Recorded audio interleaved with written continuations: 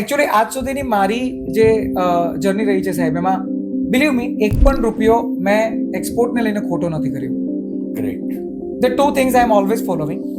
એક તો એ જે માંગે છે ને એને હું બરાબર સાંભળું, કારણ કે જ્યાં સુધી એને જોઈએ છે એવું નહીં આપી શકું ને ત્યાં સુધી બટ ઓબ્વિયસ કે બિઝનેસ રેગ્યુલર અને રિકરન્ટ બિઝનેસમાં કન્વર્ટ નહીં થાય. એટલે મારે પહેલાં એ સમજવું પડે. ઇન્ડિયન્સનો એક બહુ મોટો ઇસ્યુ છે કે આપણને છે ને ના પાડવાની ટેવ જ નથી. કંઈ પણ પૂછે, હા થઈ જશે, હા થઈ જશે, હા પણ તમે સાંભળો તો ખરા પહેલાં એને એ શું માંગે છે. એટલે હું પહેલાં તો સમજું, એટલે હું એને જે આપું છું ને એ ક્વોલિટી જે એને જોઈએ છે એ જ મળે છે. અને બીજા નંબર પર સૌથી ઇમ્પોર્ટન્ટ, જે ટાઈમ બોલું ને, જે મને ખબર હોય કે આ ટાઈમથી હું નહીં આપી શકું તો હું ના પાડું. અને જો એને અર્જન્ટ જોઈતું હોય તો એને ચોખ્ખું કહું, સર મારી પાસે બીજા કનેક્શન છે, હું તમને નંબર આપી દઉં, તમે એમની પાસેથી લઈ લો, પણ હું નહીં આપી શકું આ ટાઈમે, કારણ કે મારી એ કેપેસિટી નથી.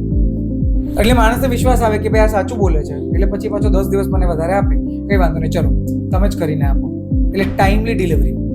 બિલીવ મી સર, દુનિયાના લોકો એટલા ભોળા છે કે તમે એને ખાલી પ્રોપર મેનરમાં એની શરતોને આધીન કામ કરો ને તો એ તમારા પર ન્યોછાવર થઈ જાય.